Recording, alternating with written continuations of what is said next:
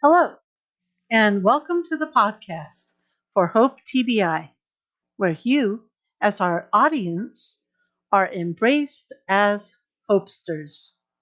You can find us at www.hopetbi.com. This episode is called 5 Important Brain Injury Recovery Steps. Although the vast majority of people recover after a concussion, and guess what? A concussion is a brain injury. How quickly they improve, rehabilitate, and return to their daily activities depends on many factors. These factors include how severe their concussion was, their age, how healthy they were before the concussion, how they take care of themselves after the injury, and the resources provided to them regarding their aftercare and recovery process. This means being provided with proper directions, follow up, and educational information by good providers who know what they are doing. Okay, we say good providers. I do want to say that brain science is changing and evolving on a daily basis. It may not be possible for your provider to know all the latest and greatest developments regarding brain injury recovery. So don't be too hard on them, okay? It's also difficult for the rehabilitation team of providers to know exactly how long a recovery will take, especially at the beginning. This is why it's called, quote, practicing medicine, end quote. Not everything is certain or known. The more you know, the more you realize that once you've seen one brain injury, you've seen one brain injury. This means that all brain injuries and healing abilities from those brain injuries are different, even if they share similar symptomology. A quote, good provider, end quote, would be someone who advocates for their patient or defers their patient to a provider with specialized training, or who acts as an active listener and guide through the recovery process, even if that means being willing to learn about new scientific breakthroughs and keeping up on their skills and knowledge base around what they are treating you for. Is that clear as mud? Do not compare your concussion, brain injury, symptoms, and recovery to that of someone else, or even to any previous concussions you may have sustained. Each person's injury is different, and the symptoms of each brain injury, even when happening to the same person, may be different and require a different rehabilitation time as well. It has been established time and time again that recovery is usually fastest in the early weeks and months after brain injury. In the first few weeks after a brain injury, swelling, bleeding, or changes in brain chemistry and physiological aspects of the brain are often affected and affect the function of healthy brain tissue. The fastest improvement usually happens in about the first 6 months after injury. During this time, the injured person will likely show a vast array of improvement and may even seem steadily to be getting better. The person continues to improve between 6 months and 2 years after injury. But this varies greatly for different people, and it may not happen as fast as that first 6 months. It is important to note that while improvements slow down substantially after 2 years, additional healing and progress may still occur many years after injury. Also, the opposite is true as well. A person who appears to be recovered or rehabilitated may not experience effects or manifestation of their injury until years later.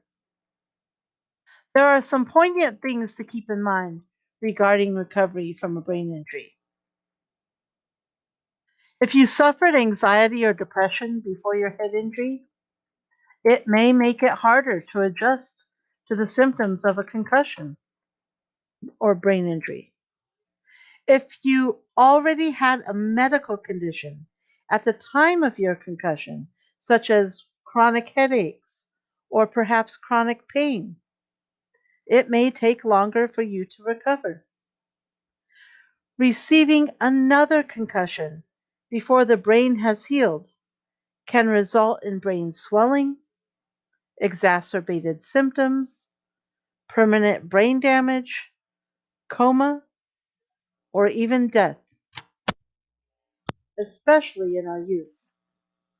You should therefore avoid activities that could cause you to jolt, bump, hurt, or cause a blow to be made to your head. And if you're a woman, female, it may take you longer to recover, and you may have more severe symptoms than your male counterparts.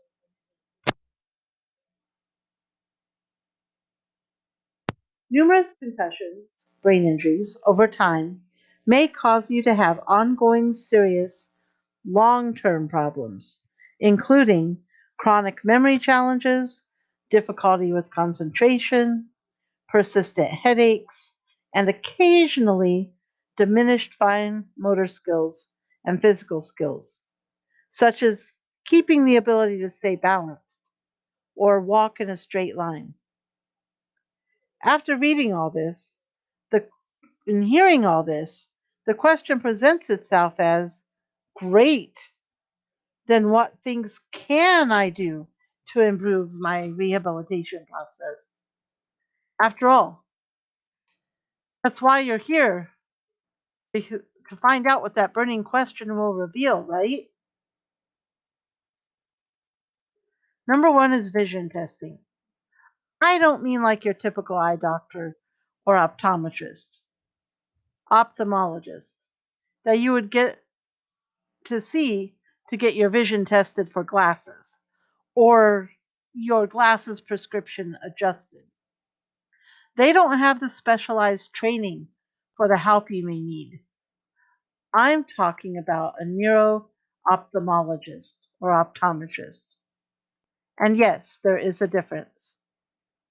A neuro-optometrist is trained to diagnose and treat neurological conditions that negatively impact the visual system. A neuro-ophthalmologist is a medical doctor that specializes in the diagnosis and treatment and rehabilitation of neurological conditions adversely affecting the visual system and specializes in neurology and ophthalmology. They specialize in visual problems that relate to the nervous system, such as brain injury, stroke, Parkinson's disease, multiple sclerosis, and diabetic neuropathy. They help patients rehabilitate their vision with specific visual exercises and eye training exercises that rewire the brain, also known as neuroplasticity. And these exercises can be done in the office during a scheduled appointment or at home, with the aim being to reduce symptoms and promote visual recovery. These exercises are designed to improve balance, gait, visual information, processing, cognitive skills, visual memory, motor skills, double vision, tracking and scanning problems, inability to focus, loss of central vision, strabismus, which is the eye turning, convergence insufficiency, visual field loss, issues with depth perception, etc. They may also, for some patients, prescribe specific optical lenses called prisms or prism glasses. The treatment from this may last weeks, months, and for some patients, even years. Number 2, auditory testing, also known as hearing tests. Hearing issues are often overlooked in polytrauma patients because of other visible life-threatening injuries that often take medical precedence or priority. However, hearing loss may mask or confuse getting a correct diagnosis for other injuries. Some patients have been diagnosed as being unresponsive or uncooperative when it was their hearing that was affected. Issues with the ear can result in problems related to balance, hearing loss, dizziness, vertigo, the most common vertigo being benign paroxysmal positional vertigo, tinnitus, which is ringing in the ear, chronic nausea, and headaches.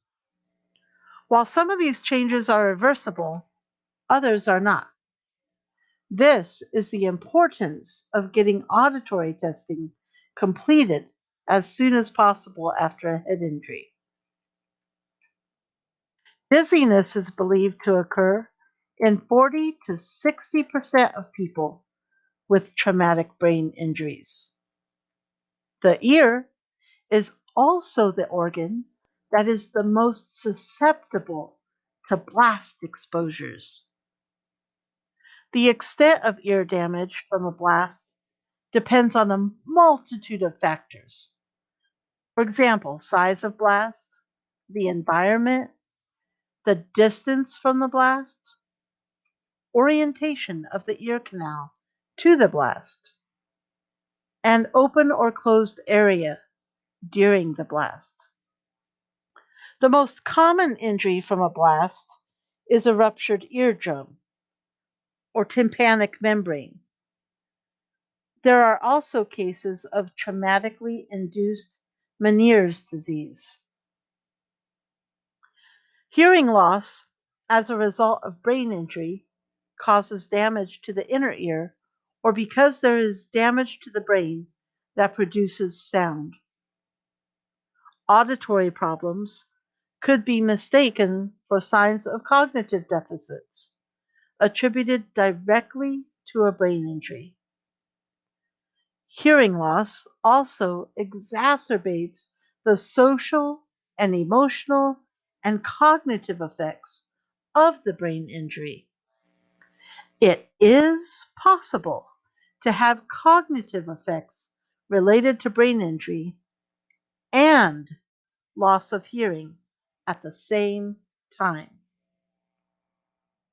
Auditory symptoms may include difficulty understanding speech, especially when there is background noise, difficulty locating sounds, knowing where the sounds are coming from, hyperacusis, extreme sensitivity to sounds, tinnitus, ringing in the ears with no external source of the sound, conductive or sensorineural hearing loss, damage either to the tiny hairs, the hair cells in your inner ear, known as stereocilia, or to the nerve pathways that lead from your inner ear to the brain, distorted hearing, etc.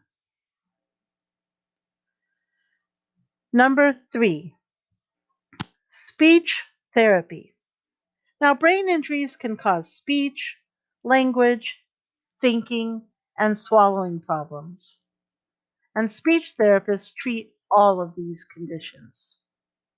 Types of issues treated are dysarthria, and that's when the muscles you use for your speech are weak or you have difficulty controlling them, causing slurred or slowed speech that can be difficult to understand.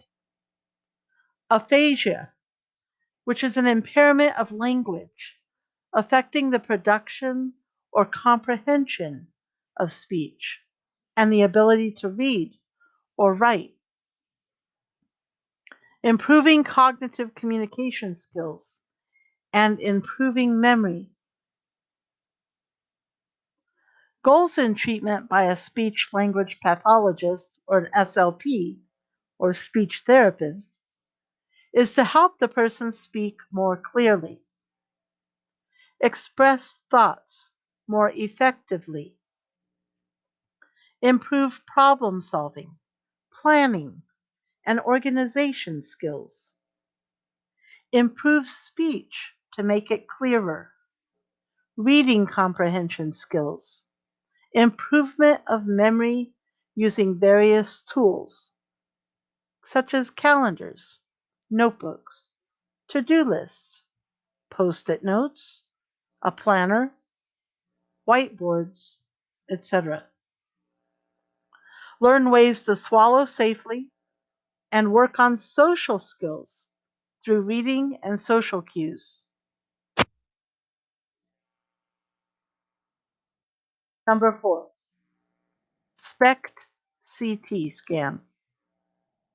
CT and MRI scans provide detailed information on the anatomical structure of the brain. Brain SPECT imaging reveals the function of the brain by measuring blood flow. Functional brain imaging is not considered a standalone diagnostic tool, while there are varying levels of acceptance among the neurological and psychiatric conditions.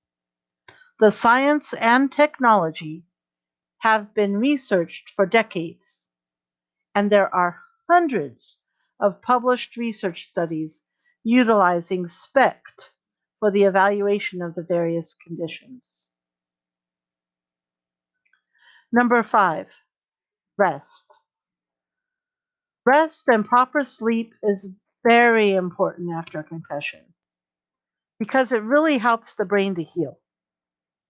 And ignoring their symptoms and trying to tough it out often makes symptoms worse. Physical and cognitive rest is often recommended. However, this does vary greatly depending on the health of the brain prior to the injury, as well as the force sustained.